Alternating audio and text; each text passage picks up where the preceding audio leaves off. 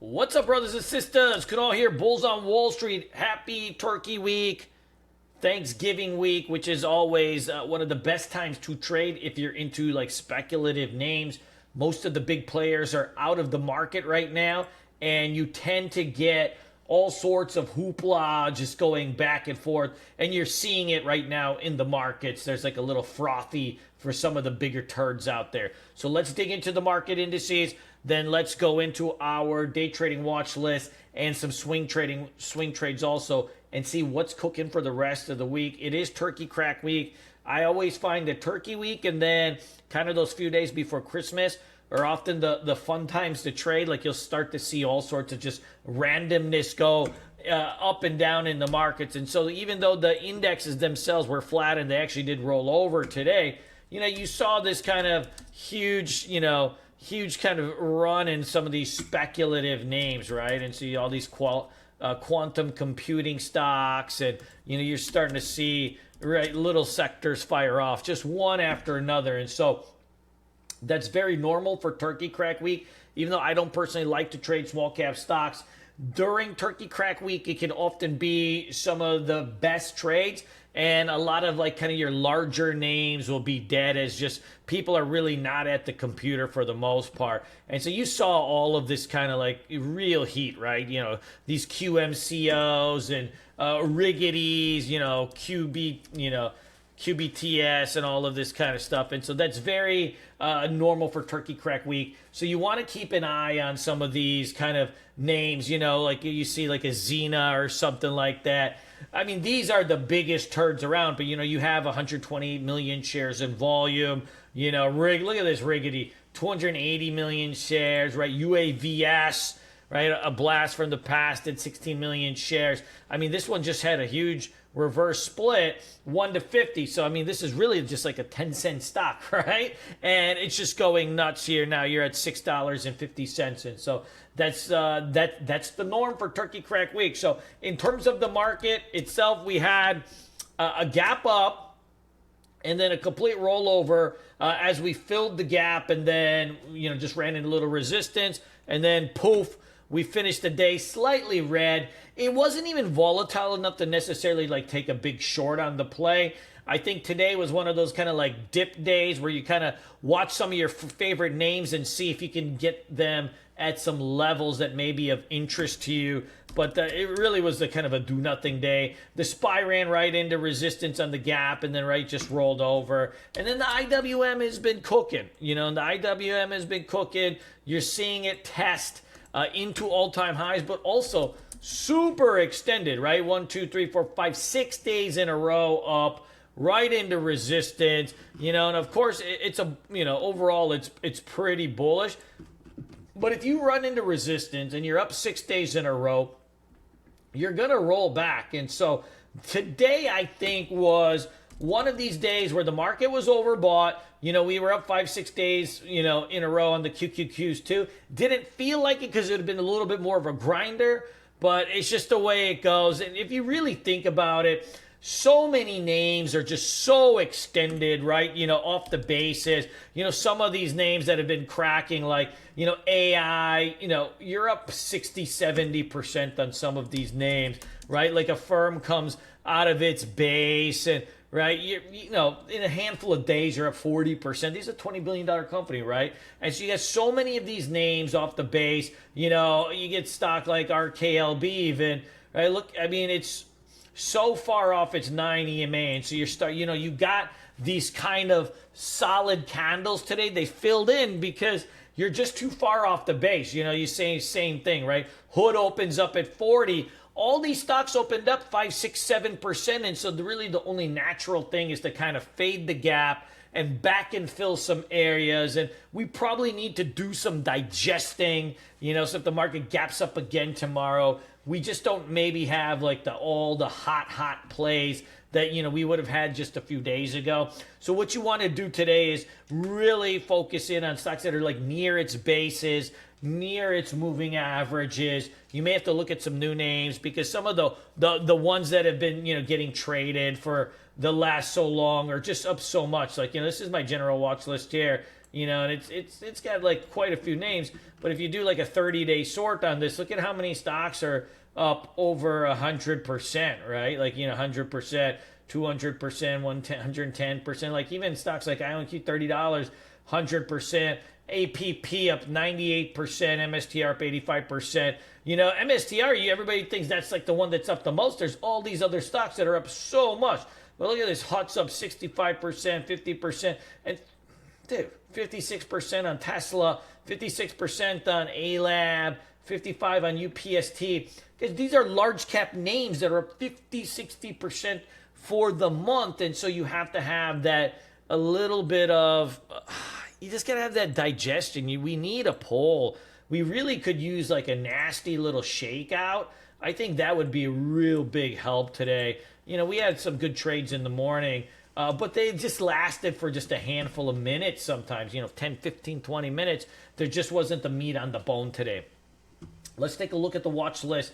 SMTC, semiconductor play, earnings out. It's a low float name. You had the earnings come out after hours. It's up about 20%. I think this will be in play for tomorrow. You still have a nice chart on this one. It's a little bit of a cheaper name. My worry is it's a semiconductor, and they've all been kind of in the shitter for a while, but you can't argue with the setup here. I think this will be in play for tomorrow. HIMS. I think we want to watch HIMS for any kind of pullbacks over here. This thing, man, it has bad news out. Every time it gets bad news out, it gets rugged for a couple days and it just ramps it back. We've got to get into the mentality that this stock is starting a little bit of a trend. And when it does get rugged like that, we want to be purchasing it because it just keeps getting bought up. 50 million shares today in volume. It's got a good look. SETIG, I think this is a potential kind of turkey crack. And also move into December as people start selling these kind of names for their taxes, right? Tax loss selling. At some point when that's done, the bids get picked up. But I think this is a good play for Thanksgiving week. It had 7 million shares in volume. Let's see if it comes out of this range tomorrow. UPST, we were trading this some more. Man, I had a nice damn entry on this one too. I think 74, in the 74s as that gap filled. I mean, that's a hot little entry. And ended up trending pretty much the whole day. I added around 75. Dude, nice action here. Look at the pullbacks, pop, pullback, pop, pullback, pop, pullback, pop. That's where you want to go with this thing.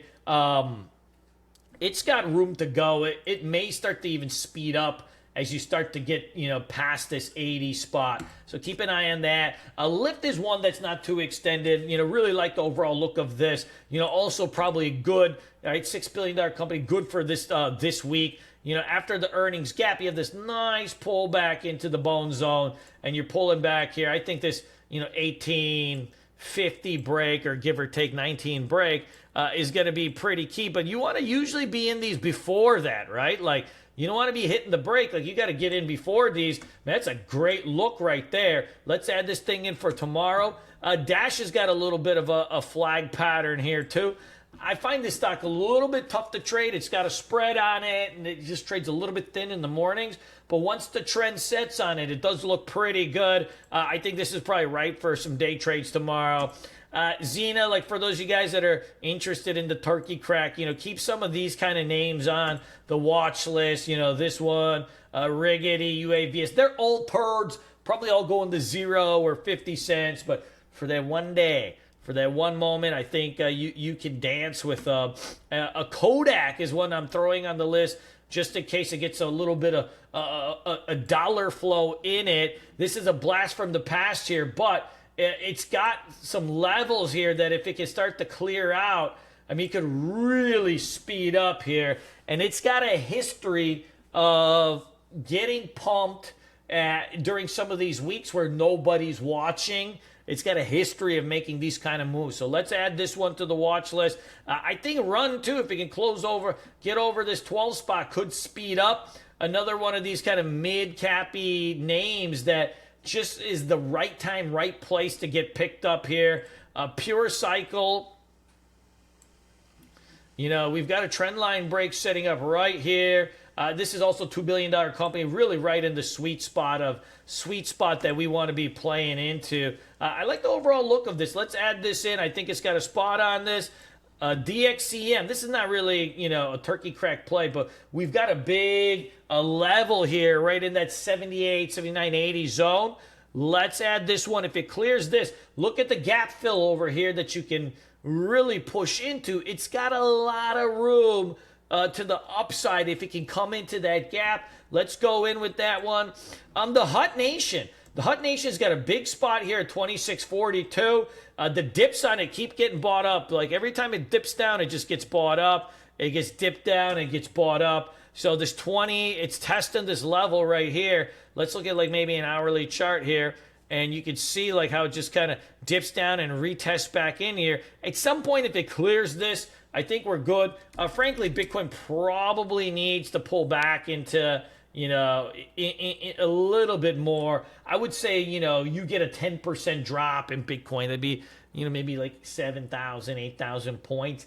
That really clear out some room, because you'd get some panic selling, and then the first round of dip buyers would probably come in. You usually do need to break 100,000. You usually do need a little bit of a shake and bake. You got to shake everybody out, churn some people out, and then rip it back. And that's what creates the FOMO. If you just kind of keep grinding up into that 100,000, the odds of it breaking are very small. But usually if you can shake everybody out, shake everybody down, then you rip it back and the chase is on. That's a much better setup. So keep an eye on Bitcoin. See if it flushes out tomorrow or the next day. At some point there'll be, some kind of weird piece of news, some type of, it'll be like a rumor, a legislation, a MicroStrategy news, something like that creates that kind of panic selling drop,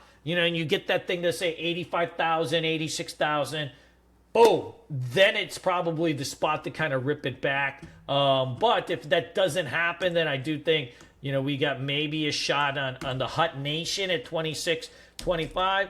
And right, the Coinzilla has also got a spot here at 338, 340. As you can kind of see, you're just testing out into these zones of love. So that's a watch list for now. Run your scanners in the morning. Get to the computer a little bit early. Run your scanners in the morning. And remember, it's Turkey Crack Week. So like if you're sitting there and you're going to be trading NVIDIA tomorrow, it may not do that much. You're going to have to kind of look for some other names and see where the heat is. So let me know if you have any questions, guys. I love you guys. Peace.